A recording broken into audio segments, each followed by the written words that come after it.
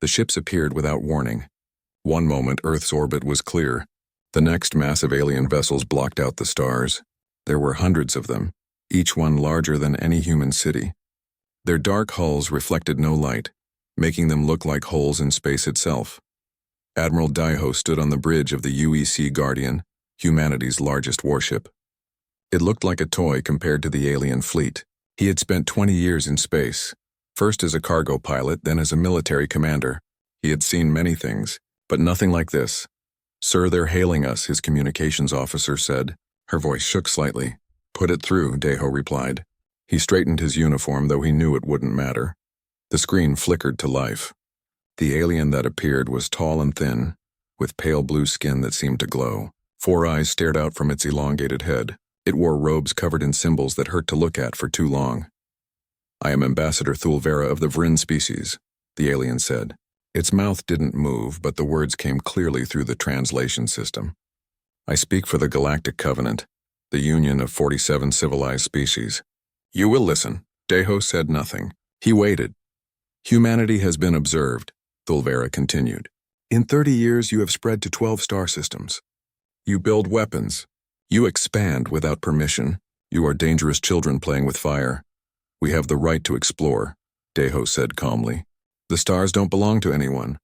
The stars belong to those civilized enough to maintain peace." Thulvera's 4 eyes narrowed. "You are not civilized.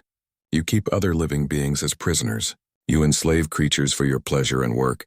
This is proof of your barbaric nature." Daiho frowned. "Prisoners? What are you talking about? Your scans show millions of non-human creatures held in your cities. Dogs, cats, horses, birds. You dominate them. You control them. No civilized species does this." For a moment, Daiho was speechless. Then he understood. "You mean our pets?" "Our animals. They're not prisoners. They're our companions. Our friends." Thulvera's face twisted in what might have been disgust. "You claim to love beings you dominate. This makes it worse. The Covenant has made a decision. You will surrender all military assets immediately. You will accept our guidance and control. You will kneel or you will burn." Down on Earth, Dr. Nari watched the same broadcast in her laboratory. She was the head of Earth's First Contact Division, a xenobiologist who had studied alien cultures for years, but the Covenant had given them very little information before today. Now she understood why. She pulled up her research files, her fingers moving quickly across the holographic display. Every Covenant species they had data on showed the same pattern. They evolved alone. No domesticated animals, no pets. No companions of any kind. "They don't understand," she whispered. "They can't understand." Her assistant, a young researcher named Kiwu, looked over her shoulder. "Understand what?" "The bond," Nari said. "Humans have lived with animals for thousands of years. We evolved together. Dogs helped us hunt. Cats protected our food from pests. Horses carried us across continents. We changed them, yes, but they changed us too. We're connected in ways that go deeper than they can imagine." "Will that matter?" Kiwu asked. "Look at their fleet. They could destroy us in hours." Nari stared at the data. Something was bothering her. The Covenant scans were focused on strange locations, not military bases or cities. Animal shelters, zoos, farms, research centers. Places where humans and animals lived together. "They're afraid," she realized. "Not of our weapons. Of our animals. Of our bond with them." On Mars, Colonel Hyunwoo received the alert. The Red Planet's military base went to high alert immediately. He had never trusted the aliens. From the moment they made contact 6 months ago, something felt wrong. They asked too many questions about Earth's animals. They seemed disgusted by simple things like photographs of children playing with dogs. "Get everyone to their stations," he ordered. "This is it." His second-in-command, Captain Ara, looked worried. "Sir, we have 40 ships." "They have hundreds. If they attack Earth, then we make them pay for every inch," Hyunwoo said grimly. "Prepare the evacuation protocols. Get the civilians to the shelters." Back on the Covenant flagship, Thulvera waited. She had given the humans 1 hour to respond. It was nearly up. She did not expect them to surrender. These creatures were too proud, too attached to their primitive ways. "Ambassador," her tactical officer said. "Their leader is responding." Daiho's face appeared on the screen again. Behind him, Thulvera could see other humans at their stations. And something else. A small creature with brown fur sat near one of the consoles. A dog, if her data was correct. It watched the screen with intelligent eyes. "We refuse," Deho said simply. "Earth will not kneel. Not to you. Not to anyone." Thulvera felt something she rarely experienced. Genuine surprise at such foolishness. "Then you choose death. Prepare for orbital bombardment." "Wait," Deho said. There was something in his voice. Not fear, not anger, something else. "You're afraid of our animals, of our bond with them. You should be. Threats are meaningless," Thulvera replied. "Your creatures are simple beasts. They cannot save you." Deho smiled. It was not a happy smile. "You don't understand. You never could. But you're about to learn." He turned to his crew. "Send out Shepard's call." Across Earth and the human colonies, a signal went out. Not to military units, not to weapons systems. To every animal shelter, every zoo, every farm, every home where humans lived with their companions. The bombardment began. Covenant ships fired from orbit. Blue beams of energy struck military bases, turning them to glass. Cities shook. Mountains crumbled. But something else was happening. Something the Covenant had never seen before. In Seoul, a police officer named Ji-won felt it first. She was with her partner, a German shepherd named Khan. They were rushing to help evacuate a neighborhood when it hit. A warmth in her mind. A presence that was familiar but also new. She could feel Khan's thoughts. His loyalty. His courage. His love. And he could feel hers. Their eyes met. And in that moment they were more than human and dog. They were one mind and two bodies. Across the planet, millions of bonds awakened at once. Dogs and their humans. Cats and their families. Horses and their riders. Every creature that had evolved alongside humanity, that had been shaped by human hands and human hearts, felt the change. The Covenant had triggered something ancient. Something that had been waiting for thousands of years. On his flagship, Deho felt it too. The bond spreading like wildfire across Earth and every human world. He closed his eyes and smiled. "Good," he whispered. "Now show them. Show them what we really are." Thulvera watched her scanners with growing horror. Millions of new sapient signatures were appearing on Earth. Billions of neural connections forming a vast network. The planet was awakening, and she suddenly understood that the Covenant had made a terrible mistake. They hadn't attacked humanity. They had awakened something far more dangerous. They had awakened humanity's companions. 3 weeks had passed since the Covenant's first attack. Earth's skies were no longer clear, but humanity still stood. The awakening had changed everything. Admiral Deho stood on the bridge of his flagship, now stationed in high orbit. His fleet had grown. Not in ships, they were still vastly outnumbered. But in capability, every vessel now carried awakened companions. And the coordination they provided made each ship worth 10. "Status report," he ordered. His tactical officer, Commander Isel, stroked her cat absently as she read the data. The cat, a gray tabby named Silver, helped her process information at incredible speed. "Covenant forces have retreated to lunar orbit, sir. They've stopped bombardment but maintain a blockade. Ground forces on Earth have been eliminated." Deho nodded. 7 Covenant landing parties had come down. None had left. The network had proven too effective. Humans and animals fighting as one were more than a match for soldiers who fought alone. "What about our counterattack plans?" "Ready when you are, sir." Colonel Hyunwoo reports Mars garrison is prepared. The cavalry units are in position. Deho almost smiled at that. Cavalry. Humans riding horses in space warfare. It sounded insane. But the network made it work. On Mars, Colonel Hyunwoo reviewed his forces one last time. His unit was unlike anything in military history. Soldiers rode horses in zero-gravity transport pods. Dogs wore specially designed armor. Birds flew reconnaissance in pressurized sections of the bases. Captain Ara approached, her dog Hope trotting beside her. "Sir, the Covenant probably thinks we're crazy." "They thought we were primitive," Hyunwoo replied. "Let's show them what primitive can do." His mind touched the network, connecting with his forces. 30 cavalry units, 50 dog teams, 100 birds trained in zero-gravity flight, and thousands of soldiers, each bonded with an animal companion.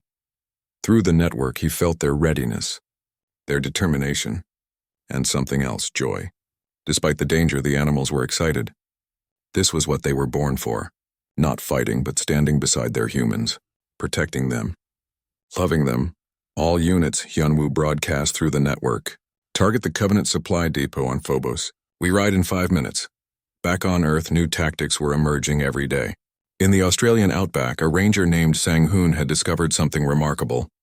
His unit of mounted rangers could now move across terrain that would stop any vehicle.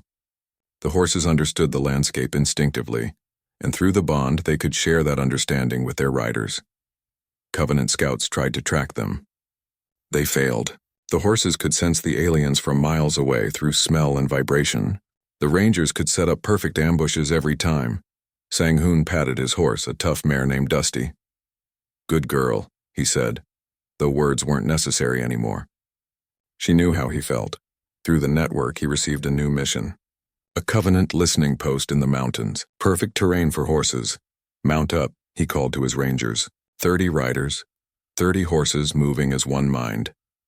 In the Pacific Ocean, Dr. Yuna made a discovery that changed naval warfare forever.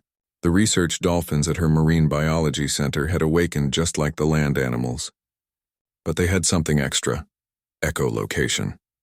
Through the bond, humans could now see what the dolphins detected.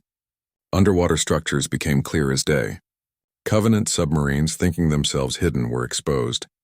Yuna stood on the deck of a human naval vessel, her mind linked to a pod of 6 dolphins swimming below. Through their senses, she could map the entire Covenant underwater base 3 kilometers away. "Target acquired," she reported. "Dolphins have identified the weak points. Sending coordinates now." The information flowed through the network. Human submarines moved into position, guided by the dolphins. When the torpedoes launched, the Covenant never knew what hit them. High above, birds had become humanity's eyes in the sky. A falconer named Minho had trained hawks for 20 years. Now through the awakening, those hawks were strategic assets. His lead bird, a peregrine falcon named Sky, could fly at speeds that made conventional radar useless. But more importantly, Sky could share what she saw instantly through the network. Minho sat in a command center, his eyes closed. Through Sky's vision, he watched Covenant troop movements 30 kilometers away. Every detail was crystal clear. Every soldier, every vehicle, every weapon emplacement. "Mark targets," he said softly, and Sky's observations flowed through the network to artillery units. The Covenant forces were destroyed before they knew they were being watched. But the greatest change came from the smallest companions. Cats, once thought too independent to be useful in warfare, proved to be perfect infiltrators. In Shanghai, a young woman named Yunji, older now, hardened by 3 weeks of war, led a team of cats into a Covenant command post. Her own cat, Miso, moved like a shadow, and 10 other cats followed. Their human partners waited outside, seeing through the cat's eyes. The cats slipped past security. They were too small, too quiet, too unexpected. Covenant sensors looked for humans, for weapons, for threats. They didn't look for house cats. Miso reached the communications array. Through the bond, Yunji guided her. The blue wire. Bite through it, Miso's teeth cut the wire. The Covenant post went dark. Human forces struck immediately, coordinated through the network. The Covenant tried to adapt. Ambassador Thulvera ordered new countermeasures. Sensors to detect all life forms. Defenses against small creatures. Protocols for dealing with coordinated attacks. Nothing worked. For every defense, the network found a solution. The collective intelligence of millions of bonded pairs was simply too much. Humans provided strategy and technology. Animals provided instincts and senses. Together they were unstoppable. Thulvera reviewed the losses in her private chambers. 7 landing parties, 23 scout teams, 42 outposts, all destroyed. The humans hadn't just resisted. They were winning. How? She asked her advisor. They're primitives. They have inferior weapons, inferior ships. How are they defeating us? They're not primitives, Ambassador, the advisor said quietly. They're something we've never encountered. They fight as a unified force. Every soldier has perfect information. Every unit coordinates flawlessly. It's like fighting an opponent who can see all our moves before we make them. Because of the animals, Thulvera said bitterly. Because of their cursed bond. Yes, Ambassador. And I believe they're getting stronger. The bond is deepening. Some reports suggest humans are gaining animal abilities. Enhanced senses. Improved reflexes. Even shared skills. Thulvera turned to her screens. She pulled up footage from the last ground battle. A human soldier dodged weapons fire with impossible speed. In the corner of the screen, his dog crouched, perfectly still. The human was moving with the dog's reflexes. Another clip showed a human woman leap between buildings distances no human should manage. Her cat sat on her shoulder, sharing its balance and agility. They're merging, Thulvera realized with horror, human and animal, becoming something new. In orbit, Admiral Deho felt the network pulse with new information. Mars' garrison was ready. Earth forces were in position. And something new had emerged. Humans and animals were beginning to share abilities. He touched his mind to the network, feeling the scope of what they'd become. Millions of paired beings, each one making the other stronger. It was beautiful and terrifying. "Admiral," Commander Isul said. "Colonel Hyunwoo reports ready for the assault." Deho nodded. "Tell him to proceed." "And Isul?" "Sir? Make sure every ship knows. We're not just fighting for humanity anymore. We're fighting for our companions, for the bond, for what we've become together." Isul smiled, silver purring in her lap. "They know, sir. Every single one of them knows." On Mars, Hyunwoo gave the order. Transport pods launched from the garrison, each carrying cavalry units. It looked absurd. Horses in spacesuits, dogs in armor, birds in pressurized containers. But through the network, it was perfect. The horses weren't scared. They trusted their riders. The dogs were eager, ready to hunt even in the void of space. The birds spread out, creating a sensor network that no Covenant technology could match. The assault on Phobos began. Covenant defenders scrambled, confused by the unconventional attack. Horses provided mobility in the low gravity. Dogs attacked with precision. Birds guided every move. Hyunwoo rode Taeyang. Yes, rode, because through the bond the dog was large enough in his perception to carry him forward. Together they led the charge into the depot. The Covenant forces broke and ran. They had never faced anything like this. Soldiers who moved as one, companions who would die for each other. Love turned into the deadliest weapon in the galaxy. When Phobos fell, the message was clear. Earth wasn't just surviving. Earth was winning, and the Covenant, for the first time in their 1,000-year history, felt something they had forgotten how to feel. Fear. The neutral station hung in space between Earth and the Moon, built hastily for one purpose, peace talks. It was small, made from human and Covenant materials joined together, a symbol of what they hoped to achieve. Ambassador Thulvera arrived first. Her ship docked, and she stepped onto the station with her security detail. But she noticed immediately that her guards were nervous. Their weapons, usually held with confidence, now seemed like inadequate toys. A human guard stood at the entrance. Beside him sat a large animal, a wolf-dog hybrid with intelligent eyes. Both sets of eyes tracked Thulvera with the same awareness, the same focus. She felt for the first time in her 300 years like prey. "Ambassador Thulvera," the guard said politely. "Follow me, please." She walked through the corridor, and everywhere she looked there were animals. A cat sat on a console watching her. Birds perched on railings. A dog slept in a corner, but she could feel its awareness of her every move. The awakened companions were everywhere, and they were all connected. The conference room was simple. A table, chairs, viewing screens. But the humans waiting there made Thulvera pause. This wasn't just a diplomatic meeting. It was a confrontation. The lead negotiator was a man named Hajun. He had been a prosecutor before the war, known for his sharp mind. Beside him sat an old cat with one eye missing, a scar running down its face. The cat had clearly been injured in the bombardment. "Ambassador," Hajun said, gesturing to a seat. "Please sit." Thulvera sat carefully. She noticed others in the room. A woman with a scarred pit bull, a young researcher with a border collie. Each human had a companion, and through some instinct she didn't understand, she knew they were all linked. Thinking together, aware of her every move. "You asked for these talks," Hajun began. "Why, you were winning. You had the firepower to destroy Earth." Thulvera's 4 eyes closed briefly. "We thought we were winning. We were wrong. Because of the bond," the woman with the pit bull said. Thulvera's notes identified her as Suyon, a xenopsychologist. "Yes, the bond." Thulvera struggled to find words. "We don't understand it. How can you trust them so completely? They're not your species. They're animals." Hajun's old cat, Cloud, according to the file, meowed softly.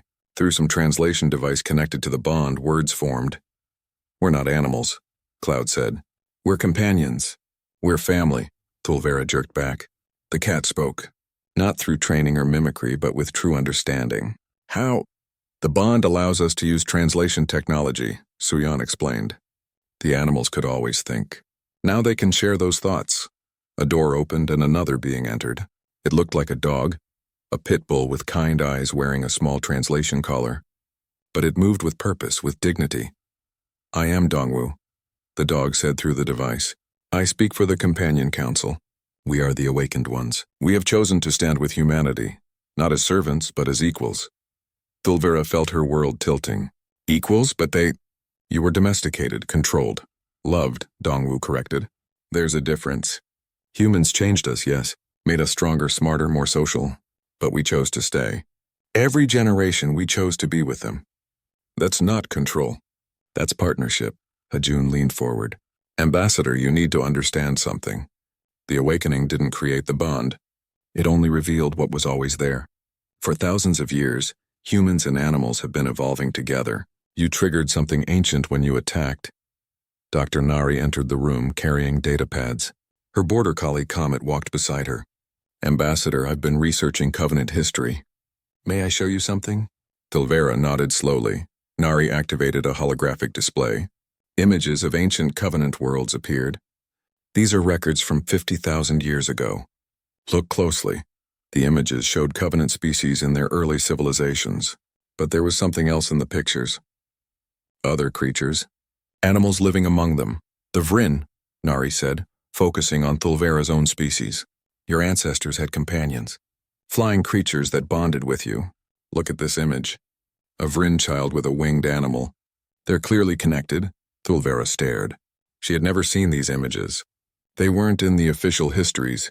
What happened to them? Suyan asked gently. I don't know.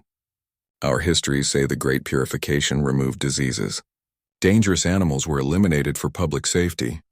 Nari pulled up more data. That's not what happened.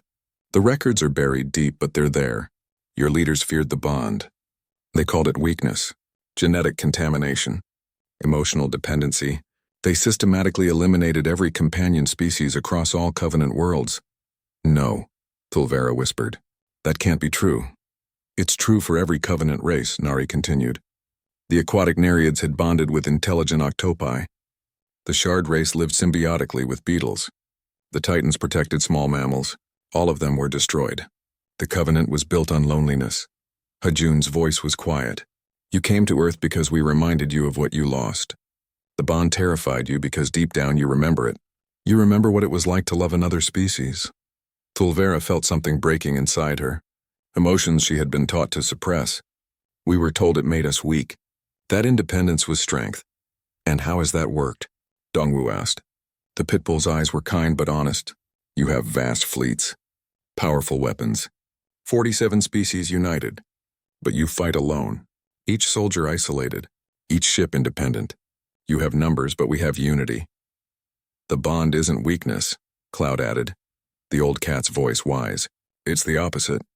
Together, we're stronger than we could ever be apart. Suyan activated another display. Ambassador, I've studied your psychology. Covenant species have high rates of what we call loneliness, depression, anxiety. You've evolved to be intelligent, but you've suppressed the need for connection that intelligence brings. We have each other, Thulvera protested. Our own kind. It's not the same, Hajun said. Bonding with another species teaches you something essential. Empathy across difference, love without similarity. It changes you. Makes you better. Thulvera's hands trembled. If this is true, if we destroyed our companions, then everything we are is built on a lie, Nari finished gently. But it doesn't have to stay that way. What do you mean? Nari smiled. The creatures your ancestors destroyed. Some of them survived. Hidden. Waiting. We've found evidence of them on 17 Covenant worlds. Small populations wild, uncontacted. But they're there. The Vrin flying companions. Thulvera asked, her voice barely a whisper. Living in deep caves on your colony world of Vrin Prime. Waiting for 50,000 years. Tears fell from Thulvera's eyes. She hadn't cried since childhood. Hadn't even known she still could. Is it possible to... Yes, Dongwu said. You can find them again. You can rebuild the bond. But you have to choose it. You have to be willing to love something different from yourself. Hajun stood. That's why we agreed to these talks. Not to defeat you, but to help you. Humanity doesn't want to conquer the Covenant. We want to teach you what you've forgotten. Tulvera looked at each face, human and animal. She saw no triumph there, no gloating, only compassion. They were offering her something she didn't have words for. The war, she said. We can't just stop. My superiors are afraid, Suyan interrupted. Afraid of what the bond represents. Afraid of change.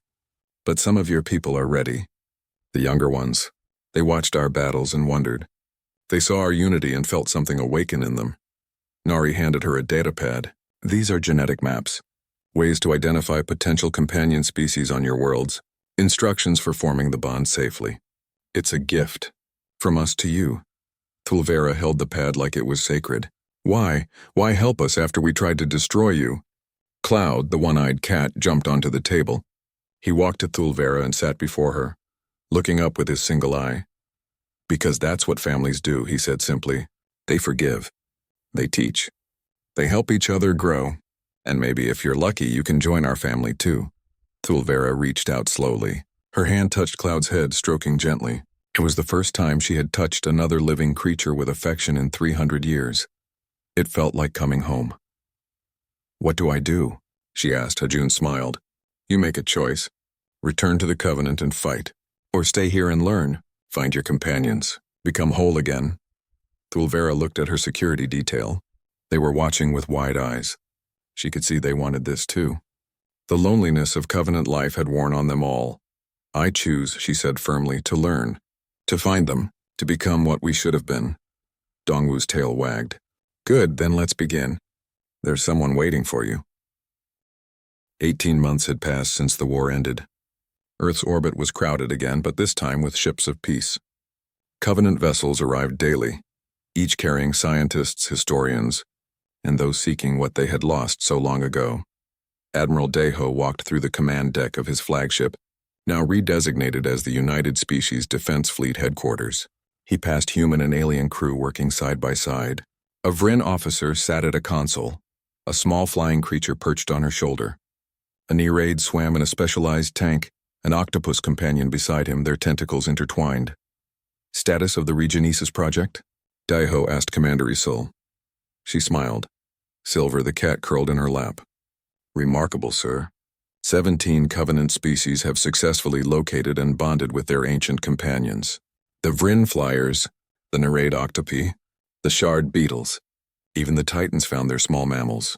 Any problems? Some resistance from hardliners. They see the bonding as betrayal, but they're a small minority. Most Covenant citizens are desperate for the connection. Deho nodded. He understood. Once you felt the bond, you couldn't imagine living without it. The loneliness of Covenant life must have been unbearable. On Vryn Prime, Thulvera stood in a deep cave system. She had been coming here every day for 3 months. The flying creatures, called Sky Whispers by ancient records, lived in these caves, descendants of those who escaped the Great Purification. She held out her hand, perfectly still. A Sky Whisper approached slowly.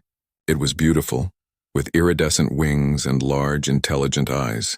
It had taken weeks to gain their trust, to prove that Vryn could be safe again. The Sky Whisper landed on her arm. Thulvera felt her breath catch. Then it happened. The bond. Not forced, not artificial, natural. Meant to be. Her mind touched the Sky Whispers, and suddenly she wasn't alone. She felt its joy, its curiosity, its cautious hope, and through it, she felt echoes of other bonds forming across the galaxy. Vryn finding Sky Whispers, Nereids finding their octopi, shards bonding with their beetles. The loneliness that had defined her species for 50,000 years was ending. Hello, she whispered through the bond. I'm so sorry we took so long to find you again. The Sky Whisper chirped, and understanding flowed through their connection. Family returns. All is forgiven. On Earth, Dr. Nari led the largest project in human history, teaching aliens how to bond. Her research facility had become a school, where Covenant species learned techniques that human children knew instinctively. A young Titan sat before her, nervous. His species were massive, 3 times the size of humans, with rock-like skin. But he looked lost. I don't understand, he said. How do I love something so different from me? Nari knelt beside a small cage. Inside was a creature similar to Earth's meerkats found on the Titan homeworld. You don't have to understand it. You just have to be open to it. She opened the cage. The small mammal emerged, looking up at the giant titan. For a moment, nothing happened. Then the titan slowly extended one massive finger. The small creature sniffed it, then climbed onto his hand. The bond formed. The titan gasped, tears flowing down his stone-like face. I feel it. It's so small, but it's so brave. It trusts me. Yes, Nari said softly. That's what companions do. They trust us, and we protect them. Together you're complete. The titan cradled the small creature against his chest, his massive frame shaking with emotion. I never knew I was empty. But now I feel whole. Nari smiled, Comet pressing against her leg. She had seen this moment hundreds of times now. Each one was beautiful. Colonel Hyunwoo, now General Hyunwoo, commanded a unique military force. His garrison included not just humans and their companions, but Covenant soldiers learning the new way of warfare. A shard warrior stood before him, a beetle companion on her crystalline shoulder. General, I don't understand human tactics. Why do we coordinate so much? Why not just attack? Hyunwoo gestured to Taeyang, who sat beside him. Because we're not just soldiers. We're families. Through the bond, we know what each other needs. We protect each other. That's stronger than any individual attack. He activated a training simulation. Human and Covenant forces work together, each pair of bonded beings coordinating perfectly through the network. See? Hyunwoo said. The shard and beetle move through tight spaces. Humans and dogs provide tactical assault. Vryn and Sky Whispers give aerial support. Together we're unstoppable. The shard's crystalline face somehow conveyed wonder. We were taught that independence was strength. But this is something greater. This is family, Hyunwoo said. And family is the greatest strength of all. On Mars, the rancher Bowman worked with Titans learning horse riding. The massive aliens were nervous around the horses, afraid of hurting them. But the horses, through the bond, weren't afraid at all. They know you won't hurt them, Bowman explained to a Titan named Korth. Through the bond, they feel your intentions. Your love. Korth approached Storm, Bowman's gray mare. The horse looked tiny compared to the Titan, but she walked up to him fearlessly. Korth extended his hand and Storm nuzzled it gently. The bond formed and Korth staggered. She's so strong, so free, but she chooses to stay with me. That's what makes it real, Bowman said. Choice, love, partnership. Storm whinnied, and through the bond, Korth understood. She would carry him, fight beside him, be his companion, not because she had to, but because she wanted to. In Busan, Eunji, now a young woman, worked at the Covenant Embassy. Her job was teaching young aliens about companion bonds using her cat, Miso, as an example. A group of Vryn children watched as Miso performed amazing feats of agility. Through the bond, Eunji could share Miso's balance, grace, and confidence. Your Sky Whispers will teach you to fly, Eunji explained. Not just with wings, but in your mind. You'll see the world through their eyes, feel the wind they feel, and they'll learn from you too. Language, planning, love. A young Vryn raised her hand. But what if we're not good enough? What if we fail them? Miso jumped onto Eunji's shoulder and looked at the children.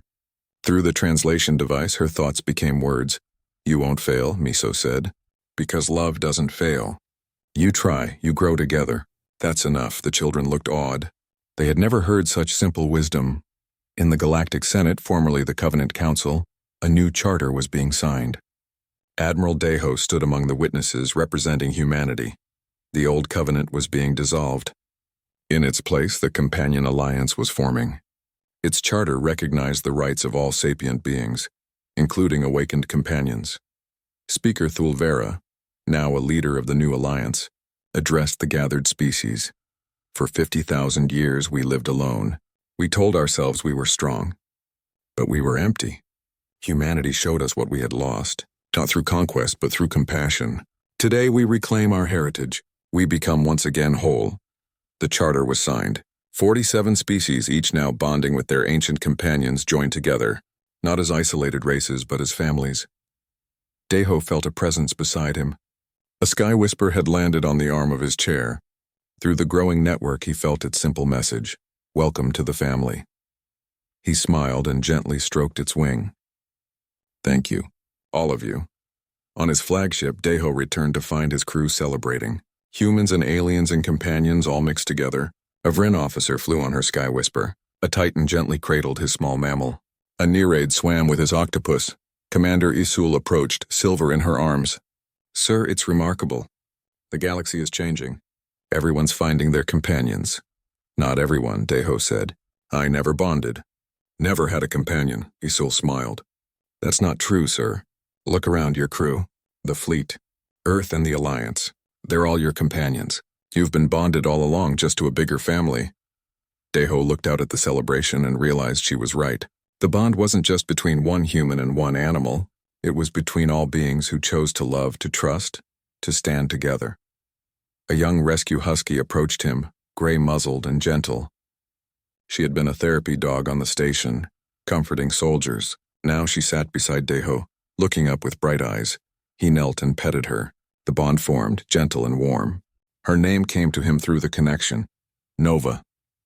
Hello, Nova, he whispered. Her thought was simple but profound. Good pack. Strong pack. Our pack, and Deho understood. This was humanity's gift to the galaxy, not technology, not weapons, not even the bond itself. It was the understanding that we are stronger together. That love across difference makes us whole. That family isn't just those born to us, but those we choose to walk beside. The Covenant had ordered Earth to kneel. Instead, they had awakened humanity's companions.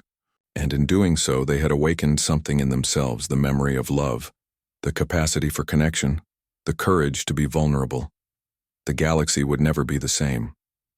Where once there was loneliness, now there was family. Where once there was isolation, now there was bond. Where once there was fear, now there was love. Deho stood on his bridge, Nova at his side, looking out at a fleet that represented not just species or ships, but families. Millions of bonded pairs choosing every day to stand together. The Covenant had thought the bond made humanity weak. They learned the truth too late to conquer, but just in time to save themselves. The bond was the strongest force in the universe. And now, finally, the galaxy was coming home.